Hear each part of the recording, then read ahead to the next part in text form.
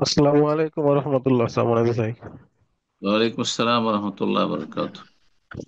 গাজীপুর, বাংলাদেশ। প্রশ্ন আজ বলেন। জি। প্রশ্নটা হলো যে গোসল করার সময় যদি ওযুর নিয়াত করি, তো সাবান মাখা কিংবা গামুছ করার সময় অনেক সময় তো সরাসরি গুপ্ত অঙ্গে, গোপন অঙ্গে হাত স্পর্শ করে। তো সেখানে কি ওযুর কোনো কি ক্ষতি সাধন হবে না ঠিক থাকবে এই ফরজ এই বিষয়টা?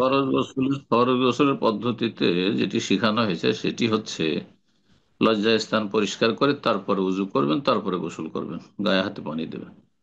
কথা বোঝা গেছে? উজু করার পরে আর লজ্জাস্থান সাফ করবেন না, তাহলে উজু ঠিক থাকবে। কারণ এই ক্ষেত্রে হাদিস রয়েছে, লজ্জাস্থানে হাত দিলে উজু নষ্ট হয়েছে। মান মাসসা যাকারাহু ফালিয়াতাওয়াদ্দা। কেউ যদি গুপ্ত অঙ্গে হাত লাগায় তাহলে সরাসরি, তাহলে তাতে সে যেন উজু করে নেয়। জি। বারাকাল্লাহ ফিক। আসসালামু আলাইকুম শেখ। ওয়ালাইকুম আসসালাম রহমতুল্লাহ বরকাত। জি, আমি বাংলাদেশ থেকে চুয়াডাঙ্গা জেলা থেকে বলছি। আমার প্রশ্ন, বলেন। শেখ, ইদ্রিস আলাইহিস সালাম সম্পর্কে বিভিন্ন মাহফিল করে আমাদের বাংলাদেশে বিভিন্ন এলাকায়। ইদ্রিস আলাইহিস সালাম সম্পর্কে ঈসা বলেন আল- ঈস- ঈসা আলাইহিস সালামের ইদ্রিস মাহফিল কেন করতে যাবো আমরা? আমরা কি খ্রিস্টান? ঈসা আলাইহিস সালাম শেখ মাহফিল করে মানে দাল মে কালা হয় কেন? শেখ শেখ শেখ ইদ্রিস আলাইহিস সালাম সম্পর্কে তিনারা বলেন বিভিন্ন তো বক্তাগণ ইদ্রিস বলেন। আলাইহিস সালামের কেন মাহফিল করতে যাব? শুধু ইদ্রিসের কেন মাহফিল করবো? যদি শুধু কোন নবীর মাহফিল করতে হয় তো মোহাম্মদ রাসূলের মাহফিল করতে হবে। আর না হইলে কেসাসুল আম্বিয়া, নবীদের কেসা কাহিনী বর্ণনা করেন জেনারেলি, সেটা ঠিক আছে।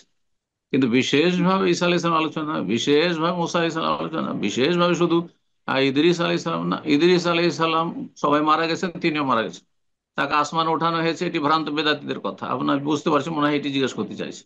জি, যদি এটি হয়তো উত্তর হয়ে গেছে। জি। জি শেখ, আরেকটা বিষয় আছে যে আমাদের এই মসজিদে আমরা নামাজ পড়ি, একসাথে পড়ি, কিন্তু অনেকে বলে যে ওই খিজির আলাইহিস সালাম আবে হায়াতের পানি খেয়ে তিনি জীবিত আছেন, এই আকীদা রয়েছে খেজুরও অনেকের। মারা গেছে। খেজুর যদি মানুষ হয় তো মারা গেছে। খেজুর মানুষ না ফেরেশতা না কি? মানুষ, এটাই হচ্ছে সঠিক। তো মানুষ নবী হলেও মারা গেছে। আর যদি আল্লাহ কোন নেকবান্দা নবী না হয়, কোনো অলি নেকবান্দা হয়, সেও মারা গেছে। কথা বোঝা গেছে? আর মারা না গিয়ে থাকলেন, শেষ নবী যখন রাসূলুল্লাহ মদিনায় বা মক্কায়, তখন তার জন্য ফরজ ছিল এসে ইসলাম কবুল করা। আমাদের শেষ নবী যখন মারা গেছেন, তো খেজুর কি করে বেঁচে থাকবে? এটাও বেদাতি কথা। আল্লাহ ছাড়া কারো স্থায়ী হায়াত নেই। কথা বোঝা গেছে না? যদি কেউ মনে আল্লাহ ছাড়াও কেউ আল হাইয়ুল কাইয়ুম, সে মুশরিক, শিরককারী। খেজুর বেঁচে নেই। খেজুর মারা গেছে, ইদ্রিস আলাইহিস সালাম মারা গেছে, সব মারা গেছে। জি। বারাকাল্লাহ।